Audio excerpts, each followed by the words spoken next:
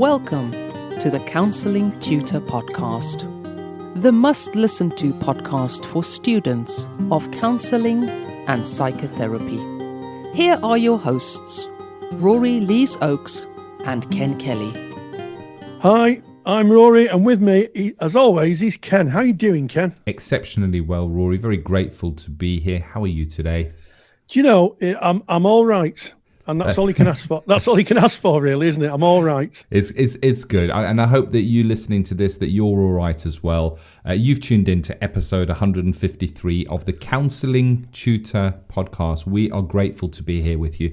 And today we're going to be covering three topics. We're going to be starting off by speaking about attribution bias or attribution error. And then we're going to check in with our good friends at CPCAB. Rory, you met up just recently, very recently actually, with Heather Price to speak about the assessment protocols. At the time of this recording, we're in the midst of COVID. Things have changed, the world have changed, and there's been a bit of an update and a change from CPCAB. Well, that's exactly it, Ken. And Heather is going to outline how assessment is going to be taking place, certainly this year at the date of recording. And I'm sure that those people who are doing CPCAB courses will be happy to hear the quite detailed information that Heather imparts.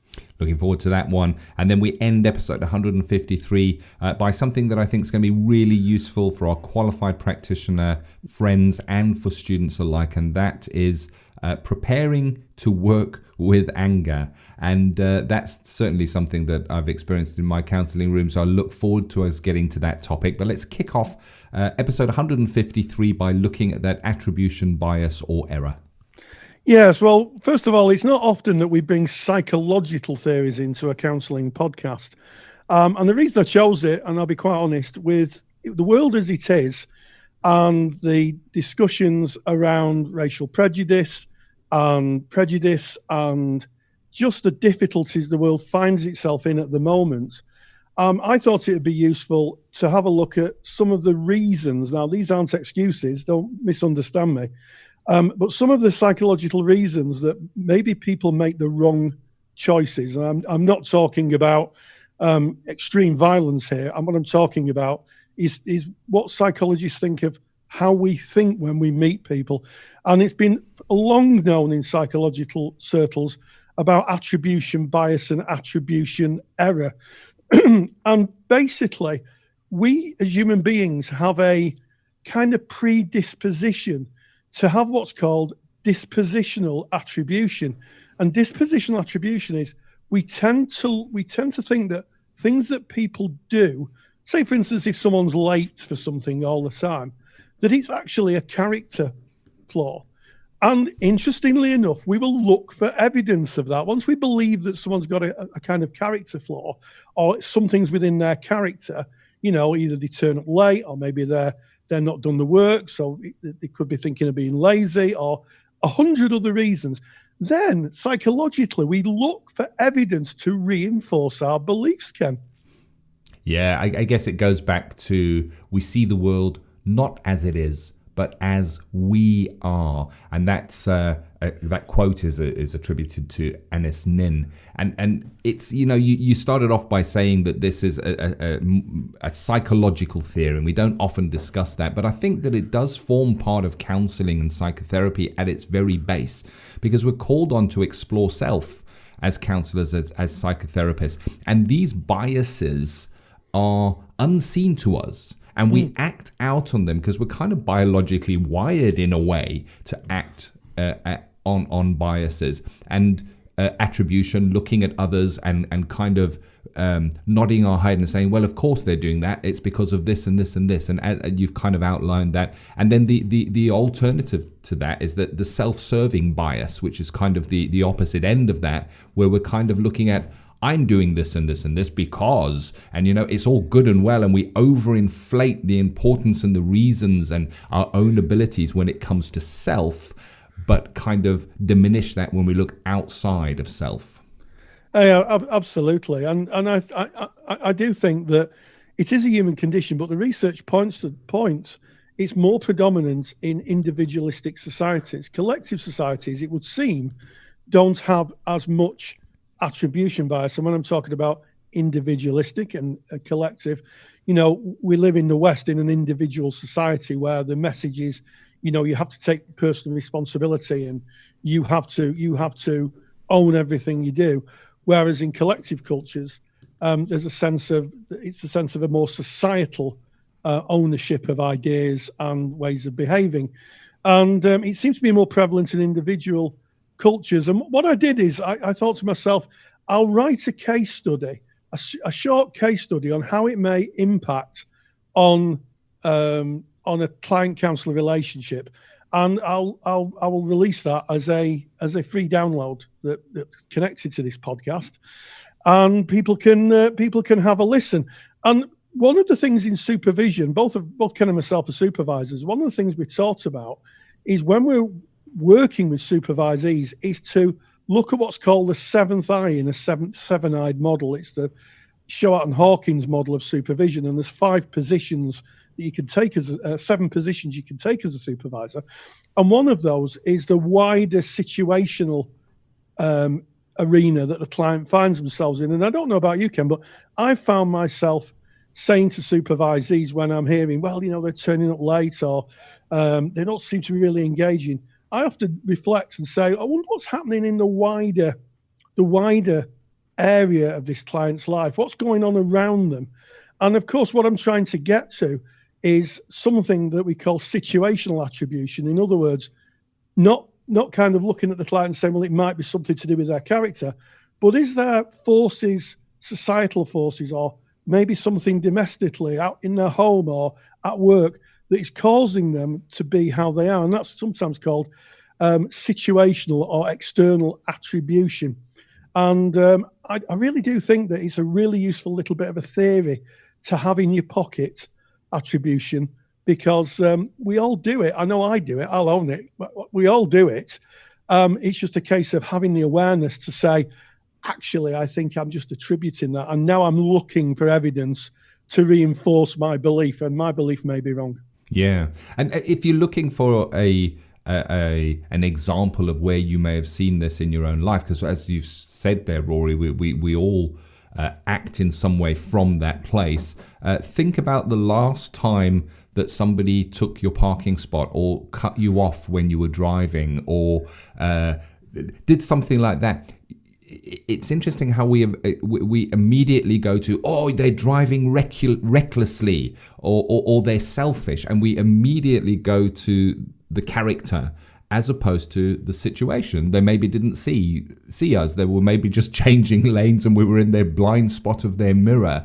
And it is interesting, we're called on in our journey to become counselors, psychotherapists, to really examine ourselves and specifically the unseen parts. The seen parts are easy because we can see what they are and we can go, oh yeah, I don't like it when I do that, and we can then plan and work on that. But it's these unseens that are so valuable. When we do dip into them, there's a rich seam of personal and professional growth that lies there. And Rory mentioned his super duper handout, that case study, and you can get that. It's free of charge. It's our gift, and you can get that by going to our website. It is counsellingtutor.com, and right at the top you'll find our little menu bar. Click on the podcasts tab, and that's going to bring up all of the past podcasts.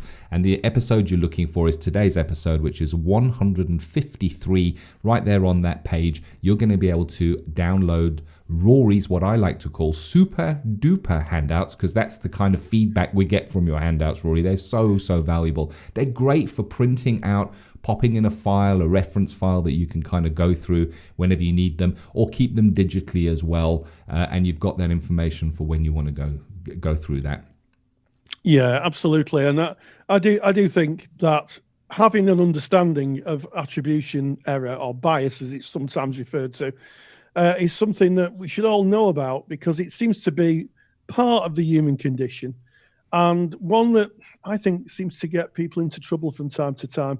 This kind of natural kind of disposition to look at people's characters as opposed to thinking a bit wider and saying, well, what's happening in their wider environment. And if we all did that, if we all had a bit more kind of, I don't know, a little bit more thought, a little bit more situational attribution thinking, I think the world would be a bit of a kinder place, to be honest. I think I'm definitely standing with you on that one. Maybe that's my bias, Rory.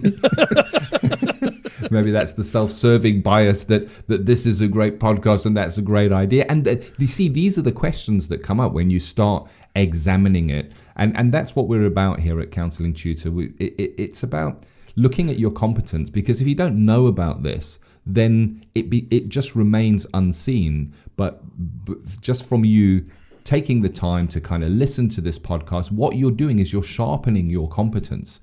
You're sharpening your competence. You're adding more arrows to that quiver, as it were, and we can use that in service of our own growth and development. But of course, at the end of the day, in service of our clients. Absolutely. And here's my challenge: once you've listened to this episode of the podcast, or at least this segment, now go out into the world and watch how other people kind of use dispositional attribution. Hear the conversations, hear people saying, well, he would do that because that's the kind of person he, she, they are. And have a listen to that, and you'll find that now we've mentioned it, it'll become more evident than ever. It'll just stand out like a shiny light in a dark room. Like it. Well, thank you. That's a great topic. And we're now kind of going into our check-in with CPCAB, speaking with Heather Price. At the time of recording, which is kind of June of 2020, COVID is still very prevalent, and it's difficult for students. They've been removed from their courses, they're distanced from their courses, and it's about assessment protocols, Rory. It is, and I have to say, I felt a little bit, I'm not sorry, well, yes, sorry, I use the word sorry for awarding bodies, because they've come in for a lot of criticism, not just awarding bodies, but universities, because students really didn't know how they were going to finish their courses, and certainly that was amplified on our Facebook page. And if you're not a member of our Facebook page, just type in Counselling Tutor into Facebook, find our page. It's a closed group, but if you knock on the door, we'll let you in, and you'll be with thousands of like-minded people. They're students of counselling, there's qualified practitioners, supervisors and tutors, and we all chat about the world of counselling and psychotherapy. And this was a topic that was brought up. What am I going to do? How am I going to get my exams completed? And a lot of people kind of projected anger at the awarding bodies. And as Heather outlines, the awarding bodies, CPCAB and other awarding bodies, have had to take advice from the regulator, Ofqual, certainly the regulator here in England, before they could make any moves, which is why they couldn't give out any information until it was approved by Ofqual. And Heather outlines not only the background to it, but also how they are accommodating students to be able to take their qualification and hopefully pass it. So let's check in with CPCAB. Check in with CPCAB. And we welcome back Heather Price from CPCAB. So welcome, Heather. Morning. Morning, yes, because we are recording this in the morning. Oh, yeah. Yes. And Yeah. and in podcast 150, we talked with your colleague Kelly about preparing for exams, and that seems a world away now because, of course, the COVID-19 epidemic has forced colleges and training providers to close, and that has brought assessment into focus. How are people's portfolios, our work being assessed? And you're here to talk about how CPCAB has adapted to the new kind of socially distanced world and the measures you've put in to help people achieve, which may be slightly different from how that's been done in the past. Yeah, that's right. Yes, I mean, certainly the world has changed so much since I recorded my last podcast, whenever that was. And CPCAB have been working very hard behind the scenes to comply with what Ofqual want us to do. And we have to do that, otherwise the validity of our regulated qualifications won't stand. So we can't tinker about with things perhaps in the way we might want to if it doesn't fit with what Ofqual want us to do. And I guess that's the first thing that students and tutors have been asking, what's taking you so long? Well, it has taken quite a long time, and Ofqual actually only issued their final version of their extraordinary framework, I think about 2 weeks ago, and we'd got stuff ready to go and published almost straight away. So the different ways that we've had to look at our different levels, I'm not going to talk too much about the level 2s and 3s, just to say that we've had to do what's called a calculated result for the level 2s and 3s, as they can't sit their normal exam looking at their a video and writing a paper on it. So there is no exam at all. Exams for levels 2 and 3 have been cancelled for this summer. So tutors are preparing calculated results on what they already know of their students and the evidence that had been collected either just before the lockdown or up until now.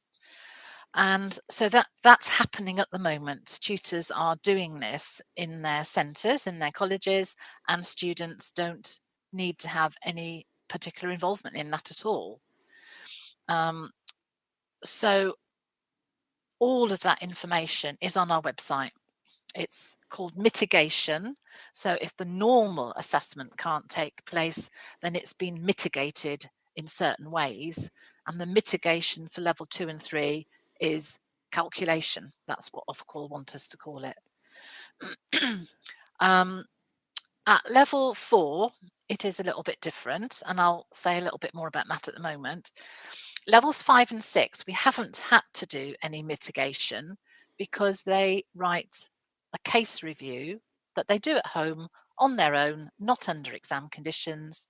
So they can continue to do that and send it in to us in the usual way. So it's level 4 which caused us to have to think very carefully about what we could do. Proficiency at level 4 gives license to practice.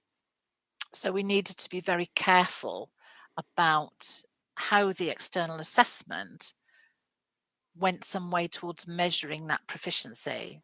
And previously doing a half-hour recording and a written 2-hour paper was a very good measure of that, alongside their internal portfolio and obviously client work and all that goes with that. So we decided that we would do the same or something very similar as the level 5s and 6s, and it would be a written case review that students can do at home in their own time in an open book way. Ofqual are the organisation in England who oversee qualifications, and they regulate awarding bodies like yourself, their qualifications. Yep. And I guess so that employers would know that if someone's done a qualification in Cardiff in the UK and someone's done a qualification in London, that the levelness and the academic rigour will be the same. And from what I'm hearing is it took until the middle of May 2020 before they decided what you could do. You have to act on what they're asking you or they're telling you to do. So the reason for the delay was because they hadn't decided how it was going to be, and you as an awarding body can only act. In that. I mean, they did a certain amount of fact finding where we had to fill in documents to say how many students at each level would be affected, how that might affect them, what we could do instead.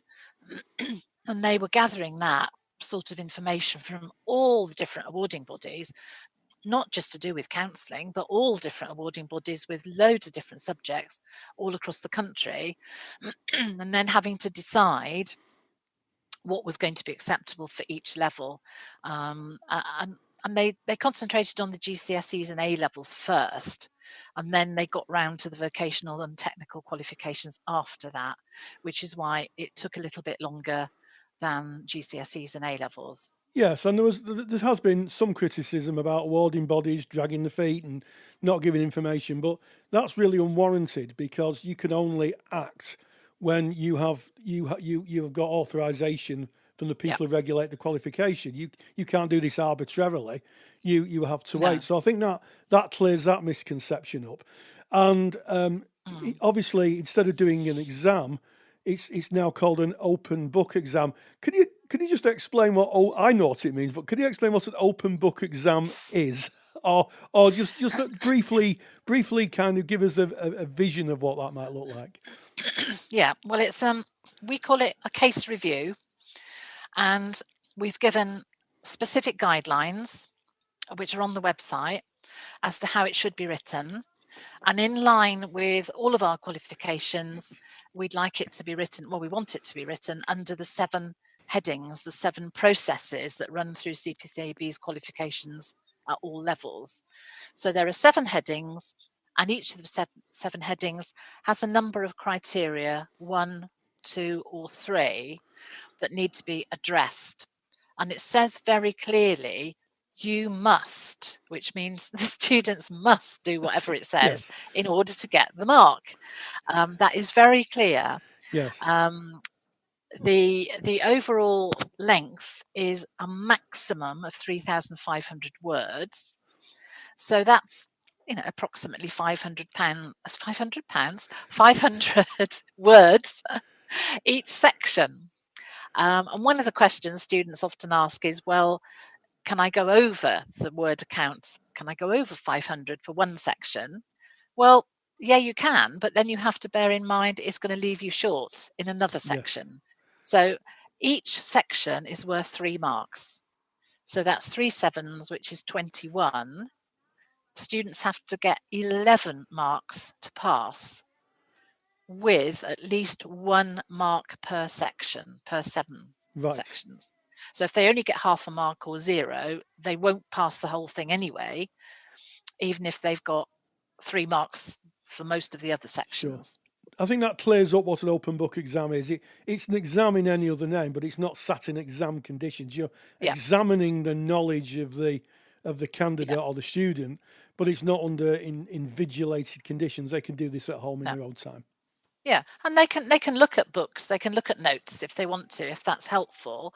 I mean, mainly what we're looking at is the experience that they've had with their client, and to document that and reflect on what worked, what maybe didn't work particularly well, what they might have done differently, what theory did they draw on, what did they take to supervision, how has their own personal development influenced how they work with a client.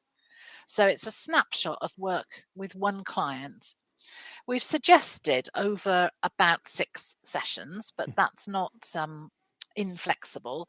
If they've only done 4 or 5 sessions with a client, but they think they've got enough material to address all 7 areas, well, then that's fine.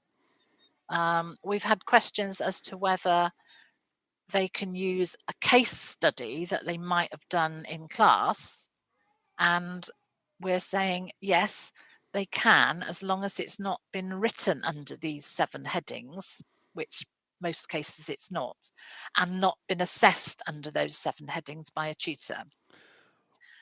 Well, I think you made that really, really clear, and I think it's just so helpful, the transparency and the fact that these questions are must questions. You have to answer them. A must verb is you do have to answer them. Now, you mentioned questions, and I'm sure that there'll be a lot of students listening to this who have questions. Who do they address these questions to? Well, in the first instance, they should go back to their tutor, because the tutors are the ones that usually liaise with us. I mean, students can write in, but probably several people in their group would have the same question. So it's easier really if they go through their tutor. If the tutor doesn't know the answer or can't find it on the website, then they, of course, can ring in or email us. So one final question, Heather, with this new assessment method is, what's the involvement of the tutor? Yes, I'm glad you asked me that, Rory. The tutor doesn't have too much input at all, and the tutor has to remember that it is an exam. So their involvement is limited to the students writing the case review at home, then signing the cover sheet. There's a cover sheet that goes with it, and they will have that. The student puts their name on it at the top and they sign it in box 1. And we've had queries about, can it be an electronic signature? How do we do an electronic signature? We can't do an electronic signature. Electronic signature is fine if they can do it. If not, they can type it. But they have to put their name at the top where it says name, and then type where it says signature if they can't put an electronic signature. That goes back to the tutor. The tutor's only role is to just scan through, make sure all the pages are there, that there are 7 sections, that the word count is there. Name and candidate number is on the bottom of each page. And then the tutor countersigns the cover sheet. And then when they've got the whole group, they send it to us. So the tutor is not allowed to read it through and give any feedback or any assessment because it is an exam. I think that is really useful. And I think the whole topic has been a really useful topic because it's cleared up, certainly not a small amount of anxiety that students, certainly around in the level 4, have had, but also gives a clear way forward. And I will say, these are extraordinary circumstances. I have, in my long life, 62 recently, I've never come across circumstances like this. No. And awarding bodies, the people who regulate qualifications, they're working in a completely new sphere as well. Yeah. So, Heather, thank you so much for joining us. Check-in with CPCAB is proudly sponsored by CPCAB, the only awarding body run by counsellors for counsellors. To learn more about CPCAB qualifications and to get more detailed information on today's podcast topic, visit cpcab.co.uk. Well, that's cleared that up, hasn't it? And I think there's no doubt at all, anybody who's listened to that will know, certainly if you're a CPCAB student, exactly what's going to happen, exactly how the new assessment's going to take place, and crucially, what your tutor can and cannot do. The long and short of it is that, as Heather said, your tutor cannot mark these external pieces of work. They have to be done by you and sent off.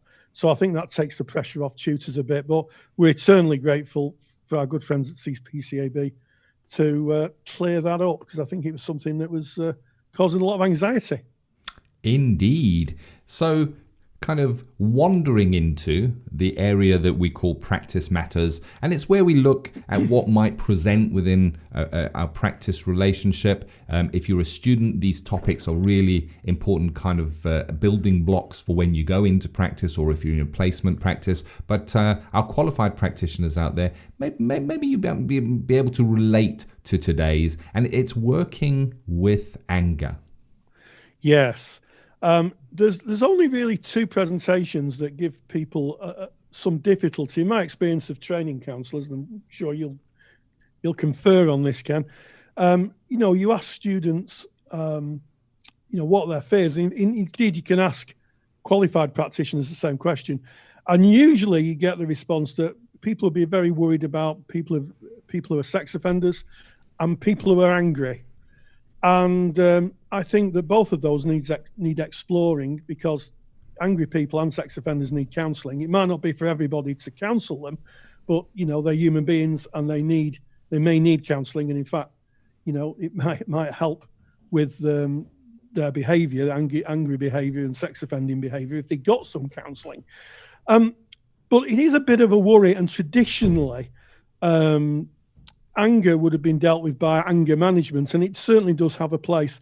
But I've delivered a lecture on kind of looking at anger in a slightly different way and thinking about how we can work therapeutically with anger and, crucially, contract with angry clients, and looking around all the kind of peripheral areas of anger. So I think it's quite a thorough lecture, and I think it's one that'd be quite useful. It's one I used to deliver to my students, and they found it incredibly helpful. Yeah, I think anger for me, well, first of all, when we look at anger, what we need to understand is that anger is one of our base emotions. And what I mean by a base emotion is if you look at a little baby that's just been born, you're going to see the base emotions, the emotions that we're born with. There'll be giggling and happiness, but there will also be frustration and anger, the reddening of the face. And you can relate to this if you've had children, and they call it the terrible twos for a very good reason. The tantrums that you might get. It is an emotion that is in all of us. And as counselors, as psychotherapists, we welcome all emotions, or we I guess aim to welcome all emotions into our therapy room, because the society is kind of developed in such a way that it's very selective of which emotions are appropriate. If you're happy and joyous and bubbly, we want to see that. Bring on more of that. But if you're depressed or sad or angry, that needs to be hidden away, and that is not appropriate. But it is appropriate because anger is a real emotion. I certainly have experienced it, and maybe if you're listening to this, you can look and say, yeah, all right, I can recognize that within myself. But very often it is suppressed. So I think the first stage of working with anger is to maybe examine what your relationship is with anger, both for yourself, but also what comes up within self when anger is shown by somebody else. Where do you go to? What are the feelings inside you when somebody else is angry, or when there is conflict? Is it something to run away from? Is it something that you feel comfortable and peaceful with? And I think that's a great starting point for thinking about working with anger, and it's a good idea to think about that before you experience the anger in the therapy room, I guess. Yeah, absolutely, Ken. And I think anger gets a bad press. It's a bit like selfish. I think selfish gets a bad press. I think anger gets a bad press. You know, anger itself is a kind of an emotion that sometimes we always think on the violent side of things, but anger has changed the world. Plenty of angry people that have changed the world. And in the lecture, I quote, I talk about Rosa Parks and the Alabama bus boycott, and how that was the spark, or one of the sparks, for the American civil rights movement. So don't underestimate anger as an agent of change. I think people conflate anger and violence. And I think that it's very, very easy for a therapist who's had violence driven from anger to be really frightened of angry clients. And here's the thing, if you want to stop counselling someone because you feel you can't handle their anger, is it ethical to tell them a white lie and refer them on? And I'm going to explain this and kind of tease this out in the lecture, because the literature I was reading gave very interesting ideas on what you may want to do if you need to refer a client on, and what you may need to say to a client, or kind of how you may frame it if you have to do that. Very interesting ethical issues as well, an ethical perspective to that. But I think it's a rather big topic, because it comes up time and time again. And I know from my experience, it's one of the things that therapists don't like working with, anger. 100%, and yet something we need to understand and understand what we might do if it does show itself. And I guess, I mean, you've mentioned the lecture, the recent lecture that you've done on this, Rory, and I just want to mention, if you want to engage in Rory's lectures and our other lectures, just go to counsellingtutor.com. That is our mother website. Right there on the home page, you can select, if you're a student, select our student resources. If you're a qualified practitioner, click on our CPD provision, and we have a library of lectures, so all the information is there if you're interested in that. But going back to what you said, Rory, anger, it starts with the contracting, and you mentioned this just a little while back, in that if we are I guess working with somebody that may struggle with anger, because there is a reality that there are certain people that really struggle with anger, and it tends to be really destructive within their lives, and they may well reach out for help just on that very topic, because it can be devastating. It's kind of a build-up, and then the anger becomes explosive, and then they're left with the consequences of how that played out in their lives. It's almost like feeling remorse for how they played out, and I will never do that again, and I'm going to really try hard this time. And then they find that they're triggered again and go through that same cycle again and again and again. And if that is a presentation within therapy and you feel comfortable to work with that, it's about starting with the contract of how you might work if that anger shows itself within the therapy room, and it is rather explosive, because you want to be welcoming it in. You don't want to be saying, well, here we go, we're going to sit here and calmly speak about your anger, but it's not allowed in this room. You want to welcome it into the room, but you also want to look to your safety as a practitioner, the safety of your client. Anger can cause fists through doors. It can cause self-harm.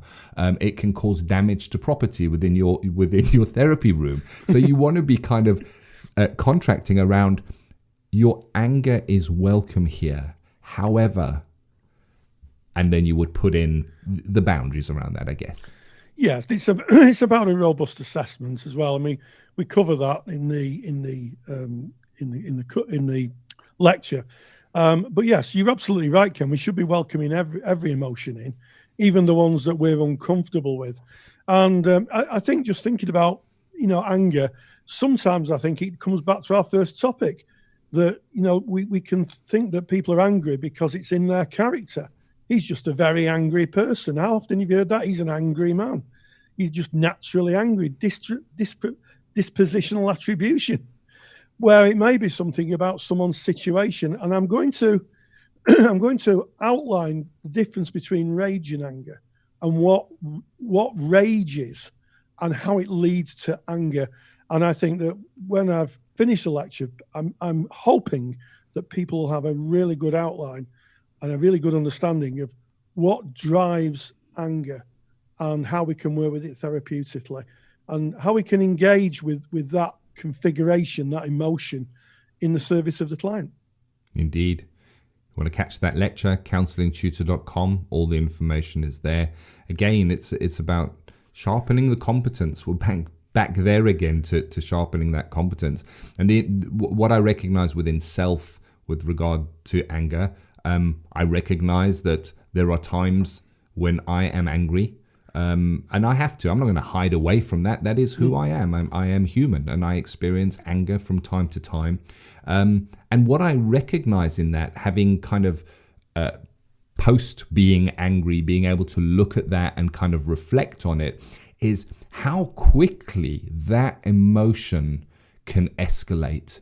It's really, really interesting that it can start off as a little bit of irritation, and then you're starting to get a little, the teeth are clenching, and it's almost a holding back. And I can go, let me speak for self as opposed to you.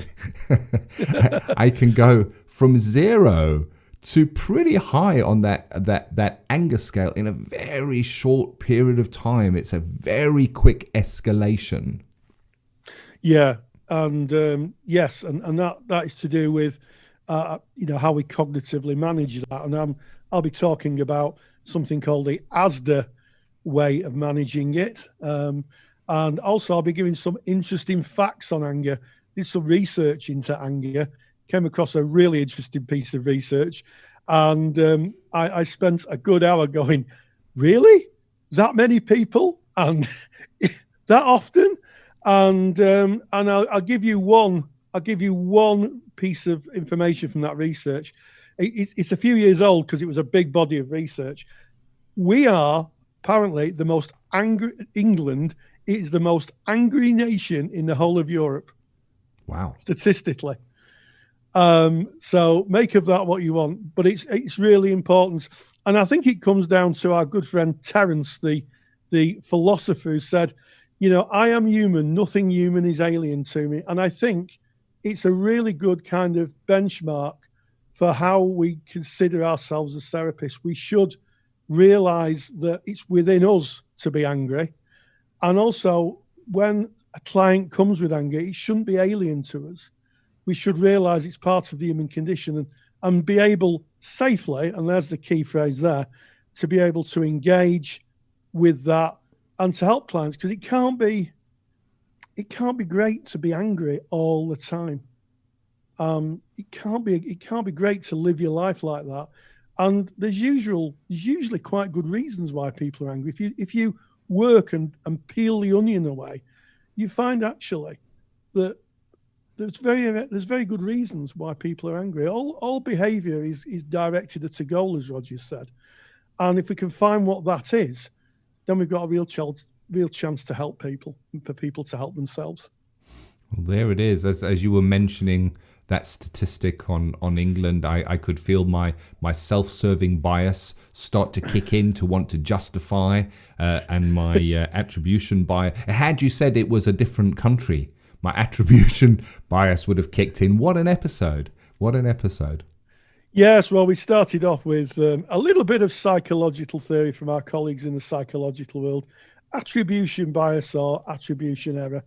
Then we spoke to our friends at CPCAB and talked about different ways of assessing courses during this very difficult period of our history in the COVID crisis. And we finished off with not looking back in anger, just to steal the lyrics of a well-known Manchester songwriter. But we mustn't look back in anger, I hear you say. Stay grounded and definitely stay safe. If you're a qualified counsellor or psychotherapist, then why not check out the Counsellor CPD Library? Stay current with your CPD requirements with over 150 hours of academically rigorous, on-demand lectures you can stream to your device. Joining Counselor CPD will expand your skill set to create a more specialised, highly rewarding practice. For more information on the Counselor CPD Library, visit counsellingtutor.com. Thank you for listening to the Counselling Tutor Podcast. Find the show notes for this episode on our website at www.counsellingtutor.com.